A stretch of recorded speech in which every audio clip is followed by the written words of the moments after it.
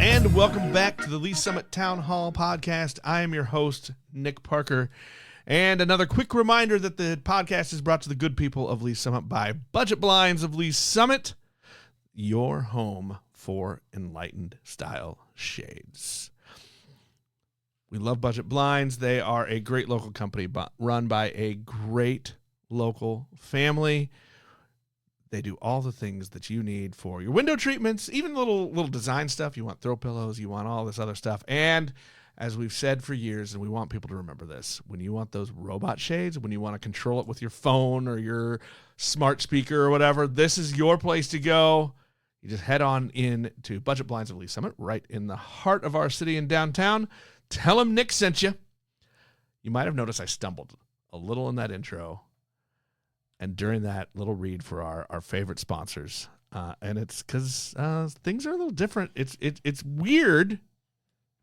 Jason Norbury is back. Hello, Nick Parker. Hey, do you want to, just for old time's sake, just do it? Can you want me to do the thing? Do the thing.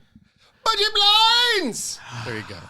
Like old school throwback right there. I mean, I got to tell you, yeah, it felt good. I mean, honestly, the temptation while you were doing that little introduction to just leap in with it was strong. It was very, very strong. I saw the gleam in your eye.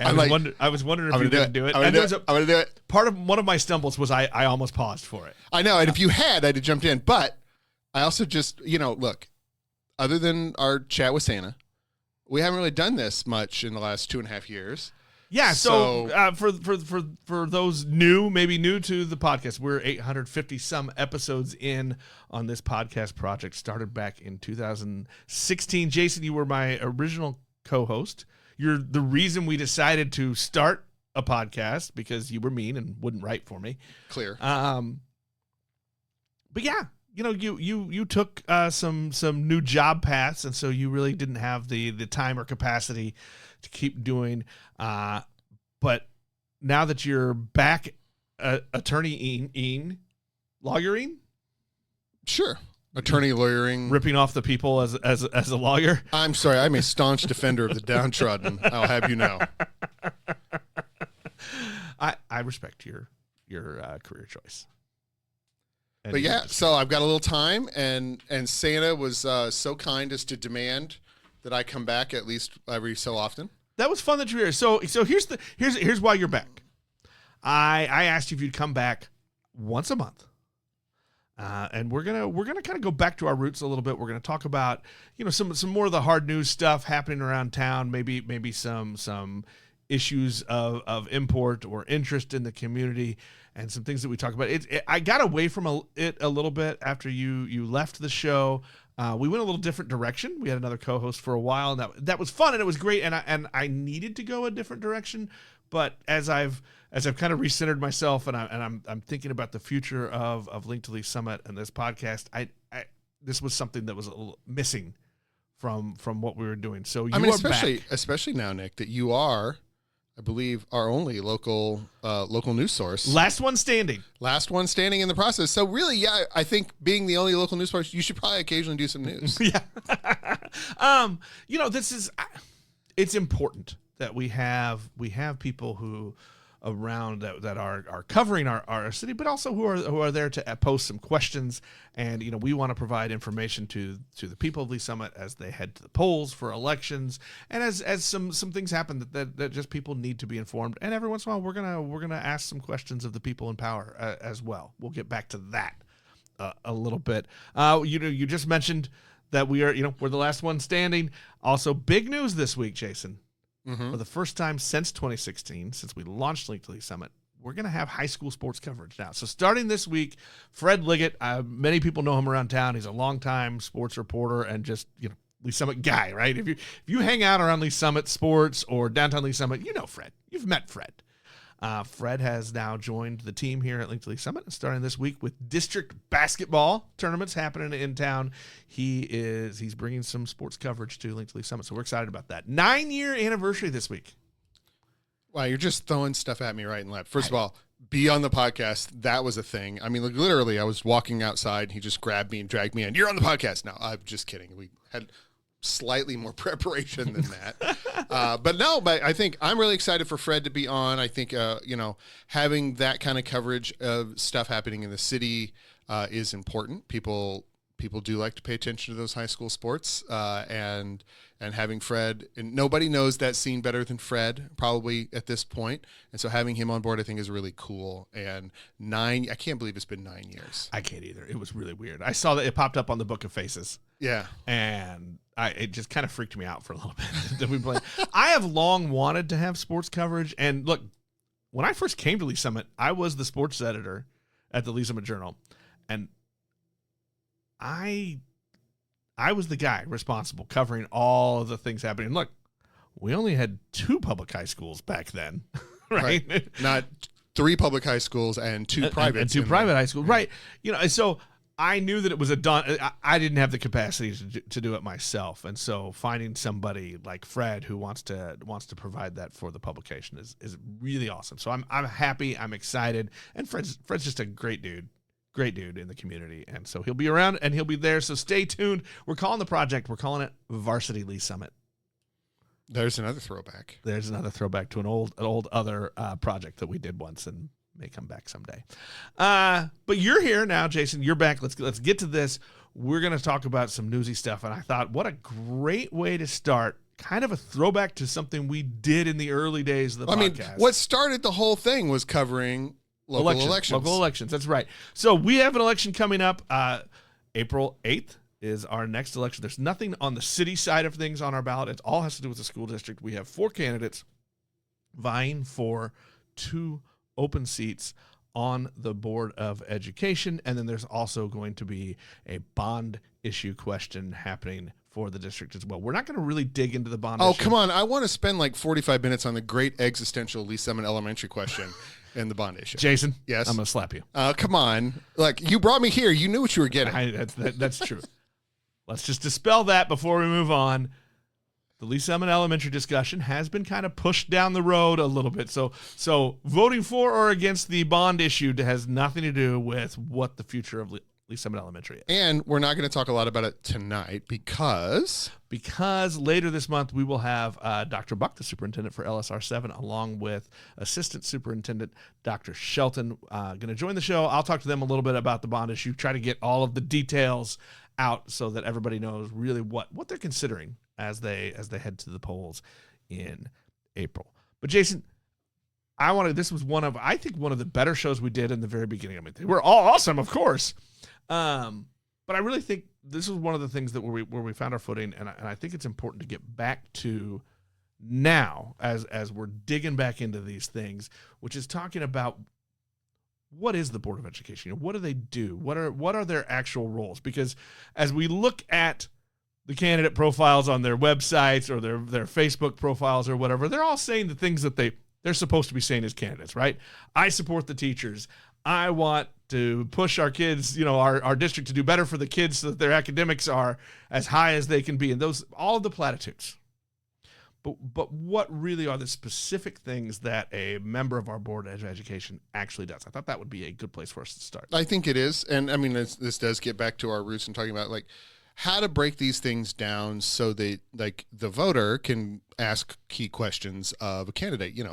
Some of these people are going to be knocking on your door, asking for your vote or leaving there. You may choose to go to one of the forums that are out there and how to ask these questions and really try to get to the candidate so they can't just dance on platitudes and ignore you and not answer your questions, to really get into something that is effective and gives you an idea so that you can differentiate amongst the candidates and make the decision that matches best for you.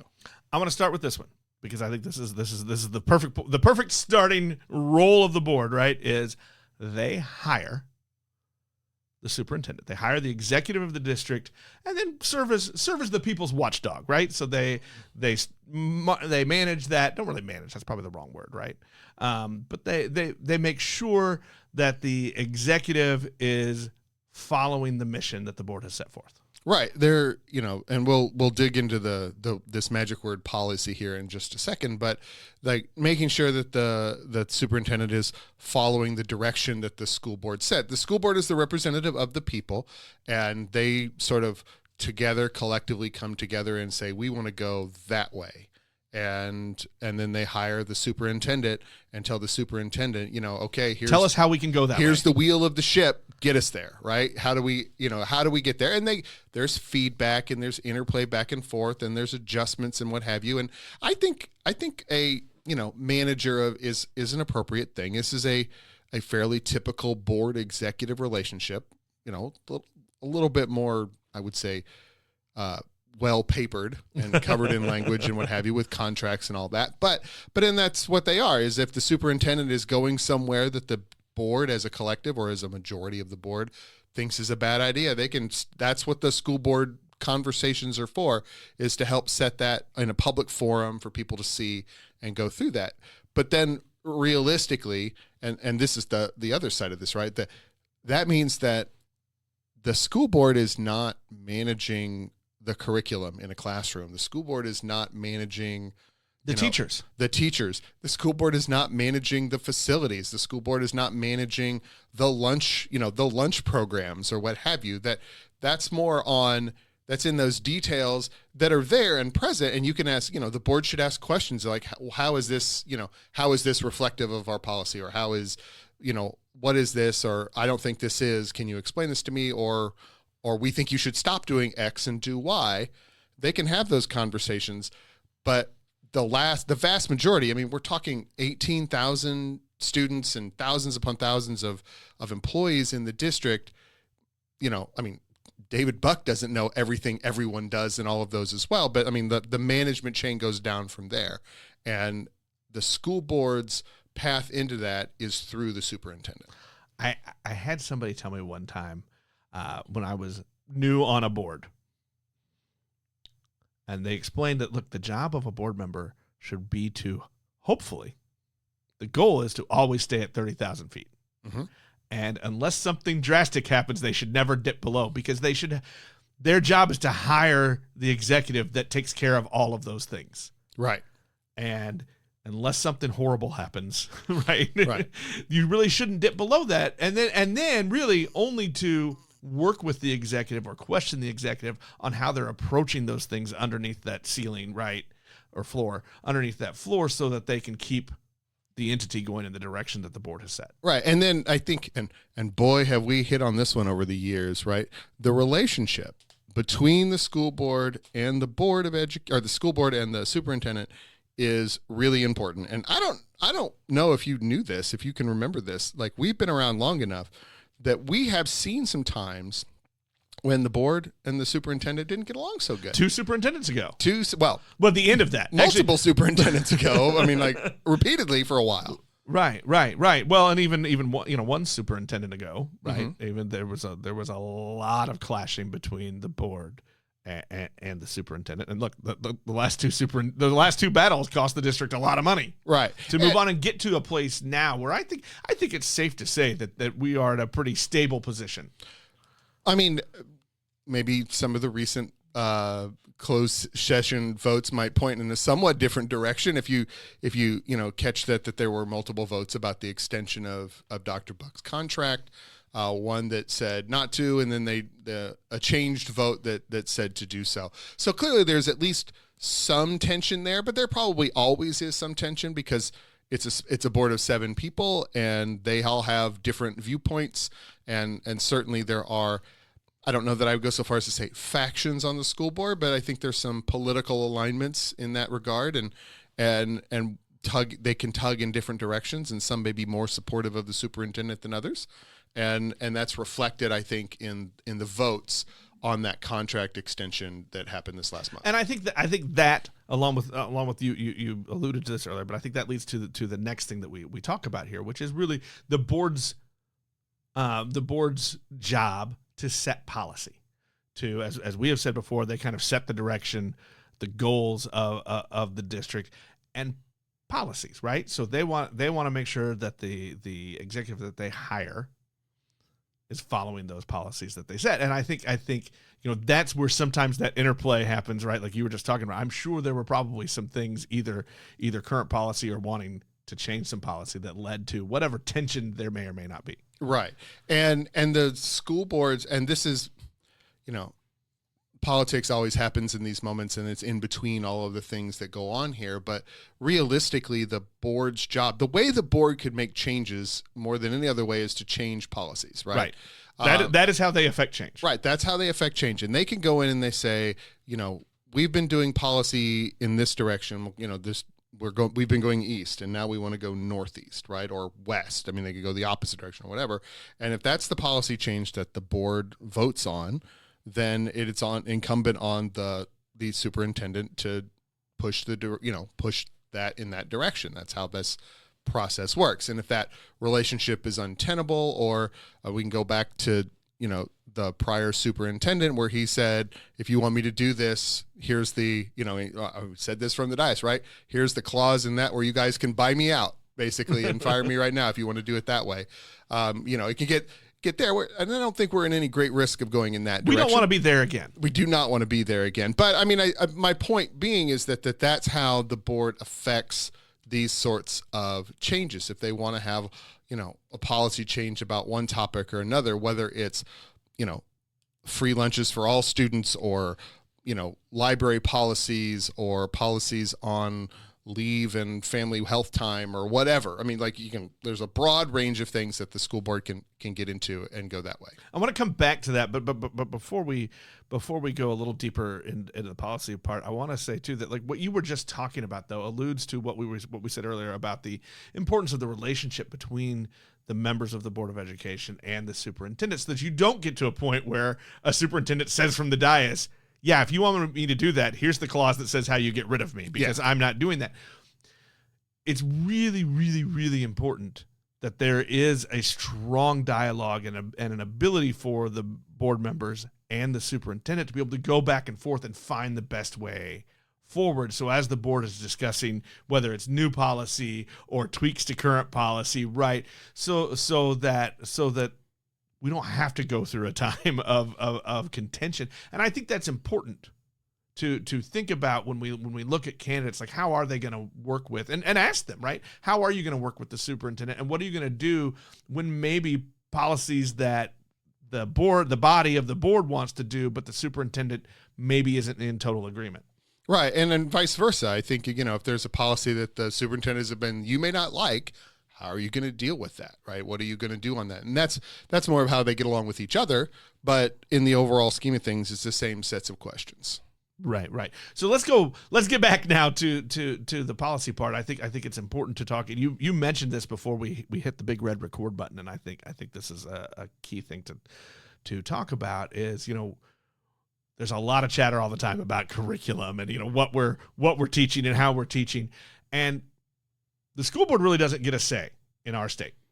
I'm not going to speak for any other states, but the curriculum is actually handed down from Jefferson City, from the capital, from the state, and then the district follows it, right? But policy again can affect how they're directing the teachers.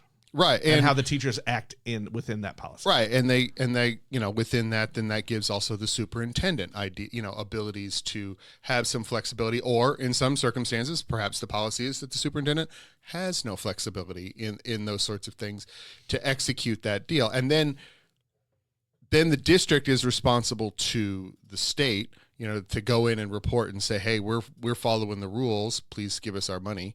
Or whatever the issues may be, but it's up to the how you get there. There's some flexibility, although I think the legislature attempts to remove as much of that as they can. But we're not here to talk about the Missouri legislature because we don't have that kind of time. That's very true. And then let's get to what we think is the third of really the main three roles, and that is the budget of the district.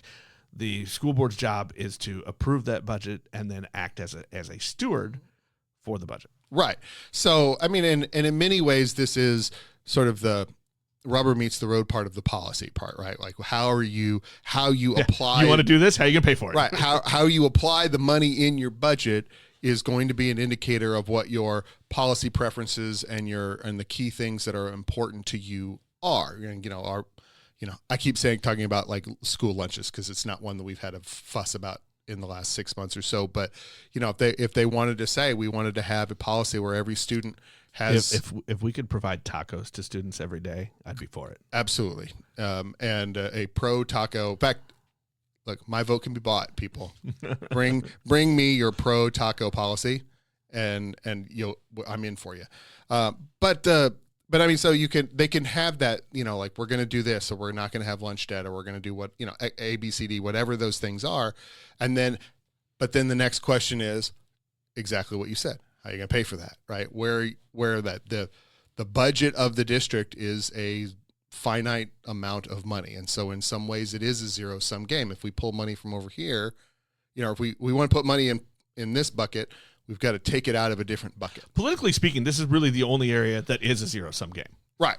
Oh, yeah. And absolutely. And even then, if the preference is high enough, the district can, the school board can vote to try to increase the budget through increased levies or changing making those tweaks that they can do when they adopt the budget on a year-to-year basis. One of the things they talk about is the levy rate, right? There's all kinds of mechanics behind it, but within a certain range, the school board has the ability to set their levy within a certain range every year, and they can set it a little bit higher or a little bit lower, depending on property valuations, where their budget needs to fall, all those sorts of things. But they can even go further and say, no, we need to raise the levy above that amount, and we're going to ask you, the voters, for that. And they can make that decision as well. So they have that. They can do all of those calls on that whole process, and how they do that and where that stance is, and how they, again, and we're going to go back, interact with the superintendent, as the superintendent has a staff of people whose job it is to crunch all the numbers and run everything and build a budget that works for the district, that helps achieve the goals and the policies and the things that the district sets. With that lined out a little bit, and I know that this was very kind of quick, very straight, like here are the basics. But now we're going to get into what you can do about it. Well, and more what you can do about it. I think using that as a lens, I think it's a good refresher to think, okay, what is the job? What are we our election is to hire these people, right? So what are we hiring these people to do? So using those roles of the board, those main jobs and duties of a board member, using that lens, what should we be looking at when we're considering these four candidates? And because I was a bad host and didn't do this before, I'm going to say it. The four candidates are Jennifer Foley, Leon Weatherby, Michelle Dawson, and Nikki Nickens. Jennifer Foley is the incumbent, the lone incumbent of that group. She is the current board president of that. And just as an aside, were she to lose this election, it would be the third consecutive time the sitting board president has lost immediately after taking the chair. So just a weird little bit of trivia as we look at our elections. You have the chance to do the funniest thing possible. But when looking at these four candidates and using those roles as our lens, what are some things that maybe we should be looking at or asking of these candidates? I mean, I think that start with what the candidates are saying, right? Every single one of them is going to be, we support teachers, we should pay teachers more, right? Every time. And we ask this question year after year after year in our interviews with the school board candidates. Okay. Well, what does that mean, and how are you going to do that? And how are you going to do that? And so in this instance, you can say, okay, the budget, you can only pay them so much. And there's way more, you can get into topics like wage compression and all the other things that go on. But let's just take the basics. We want to pay our teachers more as a generic statement. Okay. Then the question is, where is that money coming from? Like, as the husband of a teacher, I think you should always raise the teacher salaries. Now, granted, my wife teaches in a different district, but right. Still. And even then, even she teaches, we should pay your wife more. She's awesome. Right. But as a whole, you can say, okay, that's fine. Where are we going to get that money, right? And if the candidate does not have an answer for you, or doesn't, shows an inability to fathom the role that they have in setting that sort of thing, then that's a sign that maybe that's not the candidate for you. Or the candidate may have an idea that you don't agree with, right? They may say, oh, well, we need to raise the tax levy to pay the teachers more. And you may be very against raising the tax levy. That's a thing that has happened before in this city. And you can, or you may think that that's the best idea that they could come up with, or whatever the source may be. But at least you can ask that follow-up question. Okay, that's great, but like, what does that mean? Like, how can you do that on there? What are you going to do with the budget? Is it a policy that, like you can ask these questions of them to gauge whether they actually have an answer. I want to ask you a little bit about this, and I'm gonna do this a little vaguely because I don't want to get into the uber political take sides kind of back and forth. Well, then I'm not doing this anymore. No. Well, because I don't want to lose people from the conversation just because we bring up a certain topic. But look, there are a lot of topics bandied about, especially, it's happened more often locally than it ever used to. But where a lot of our candidates and even our voters are talking about subjects and issues that are really things that are happening at the state level or the national level, right? And so there will be policies, there will be things that are handed down from one or both of those places. And using the lens of what we've talked about, one of the things I think we need to look at is, okay, it's fine if you want to ask the candidate, hey, do you support this or not? But the real question to me is, if this comes down this way, how do you react as a board member to set the policy and or the budget to work within those new rules? Right. I think that's the really key thing. I mean, so I will get a little less specific. So, I mean, so there's been a lot of chatter in the air about the executive order or whatever that came out of the Department of Education that says no more diversity DEI programs, right? Right. And nobody knows what that actually means or what, and whether it's enforceable. There's a million lawsuits and all those things, but none of that matters. But here's the question. Right. Locally in the thing, you can say, okay, what is that? Like, what do you, if this becomes law, or, how would you enact this or not enact this? Or where would you, how would you make these sorts of changes? And what, because they will affect funding, right? They'll affect they potentially can affect funding. There's chatter going around. I believe our new governor said that he wanted to set aside a chunk of money out of the state's education budget for vouchers for people to attend private schools, which will have theoretically an impact on the budget for Lee's Summit. So if there's a reduction in the money that comes from the state, you can ask the school board member, how are you going to deal with that? What are the priorities that what are you going to prioritize in the budget to protect? And what things do you think maybe that we can let slide? And there's your values. And that's something you can find. If they want to do something that you find unpalatable or that you agree with, then you can vote yes or no on that candidate to deal with those sorts of issues. So you want to think about that issue and think about, well, how might it affect us? And I think the easiest ways to do that is, how does it affect the budget? And how would you as a board member implement or change policy to react or comply or whatever the case may be in that sort of a process?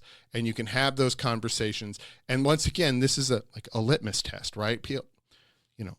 A lot of our school board members over the years, and I think a lot of people who run for offices in general, don't have a good understanding of the depth of the knowledge that they need to be effective at the job. I actually love talking to board members about 6 months after they first elected. Right. They all have the same deer in the headlights look. I never realized how many meetings I'm going to every week. Right. I never realized how deep I had to dive into some of these topics, how much I had to read in these packets. And I never realized really what all of the communication feedback is between themselves and their constituents. Right. And so you can say there's a learning curve. There's a learning curve. And I don't expect, Nikki Nickens or any of the other, Jennifer Foley should at least in theory have some understanding of how that works 3 years on, but I don't expect, but they should at least have a basic understanding of how the role works and where they can actually do things. Because if they're just going to get up there and say, we're going to do X, and they're going to make this broad swath of, we're going to just do this thing, they're just making it up at that point. Just to be as perfectly honest as you can, that's not a realistic thing for them to be able to just do by the meme from The Office, right? Where Michael Scott comes out and yells bankruptcy. He declares bankruptcy. That's not how this works. You can't sit at the dais and say, more books, and more books appear. That's not how that works. So like having that understanding, but I think it's important, really important for you, the voter, to be able to just, when you have these moments of being able to access these people, whether it's at a public forum or a door knock or messaging them on their website or through the Facebook page and saying, hey, what do you think about this? And really get into a question and see, and that will give you better picture of what they think and how they think the role actually works. I think you just brought up something I think is important. The door knock. You know, we've said for years that really, you know, in Lee's Summit, getting elected is really, you know, signs and knock on doors, right? Like if you want to win an election, you just need people to know who you are. But I think it's a good reminder that we have a responsibility when they do knock on the door to not just listen to what they have to say. Or actually, better yet, to not just hear what they have to say and then close the door because they just interrupted dinner or your favorite show on Netflix or whatever, right? Or, you know, you're taking your kids to one of 6 million activities because, you know, kids, they ruin everything. But to take the time, like they're not going to take your opportunity then to talk to them and ask some of these questions. You know, how are you approaching budget?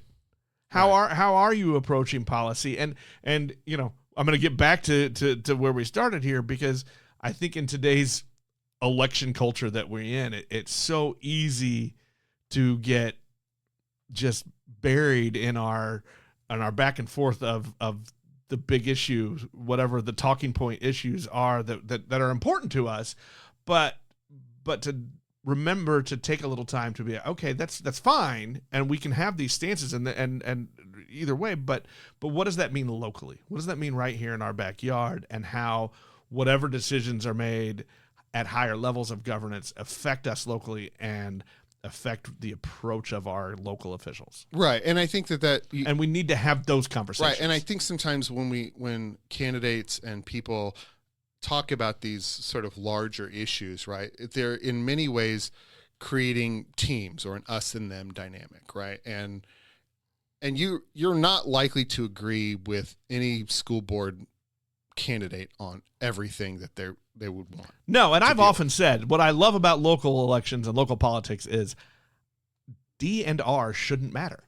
Right. And regardless of that, but I mean, so you have a chance to get into and figure out, okay, you know, I've said this about people, you know, there have been people who've gotten elected to city council, who I've known over the years, like before they were members and what have you, and they have been varying stages of disappointing, and not because I agreed or disagreed with what they voted for, but often just because they didn't appear to think about it at all, and they just said, well, I'm going to vote with this guy, or I'm going to pick, you know, this stance that's in the public eye, and that's the part that disappoints me more than the stance. If you're not going to support things that I support in sufficient quantity, I'm not going to support you as a candidate, but understanding that there will be differences in why, but the understanding that they know what their role is, they know how to address these things, and they know how to go about making policy or like changes to the actual school district, which then filters down to the experience that the kids have. Because while they may ruin everything, Nick, they are the point of this particular entity. I'll admit, I love my kid. Yeah. So he's all right. You can keep him until he leaves the house in a minute. So, but when we're dealing with, you want to be able to understand, like, do they know what, this is going to sound weird. Do they know what they're doing? I mean, as much as anything else, getting on is like, do they know what their job is and how to go about doing their job? I really wish we could have like a 3-month trial period. A 90-day probationary period. Can we change the entire election process? We'll do the election in April and the automatic recall election in August. Well, actually, too, I actually feel like too, like it should be kind of like in sports contracts, right? Where there's a player option as well as a team option. Like if you get elected and you get 3 months in, you're like, you know what? I really don't want 4-hour meetings 6 nights a week. Yeah. Well, I mean, we do get a club option every 3 years for these guys. We can vote them right back on out at that point and go through that route. But But I really kind of what you were alluding to there is big to me. I think when we talk about it, it's important to question them and to consider their approaches to these issues and to approaches to how those issues are going to affect our district locally. Mm-hmm. That I think is the biggest thing that we can do. So, just a little thoughts, Jason, from you and I on what the roles of the board members are and how we can use that lens to consider these 4 candidates for 2 open seats. 2 open seats. Make sure you go vote, and then we will be back. I will be back. Nick's here all the time. I will be back somewhat right before the election to cover a little bit of some of the conversation with Dr. Buck and maybe whatever's happened in the interim, these intervening several weeks to go from there. The goal here is, Jason, that you're back the first week of each month for us to do this. And as we said earlier, we're not really digging into the bond issue this episode. We're going to do that in the next time that you're here, but that is a $225 million no tax rate increase bond issue. We'll go through all of the things. You can read about it on Link to Lease Summit. We've explained kind of what all the things are, and then in an upcoming issue, stay tuned to the podcast. We'll have Dr. Buck on, where I'm going to ask him all the details, including if any of that money gets funneled to me. I'm gonna say he will give a hard no on that one. I know. Something about ethics. I don't know. Some weird thing. Jason, welcome back, buddy. Thank you, sir. It's good to be here. I even got to say the words, so that was fun. And I'll see you in a month, man. All right, that'll wrap us up for this week. We'll talk to everybody next time.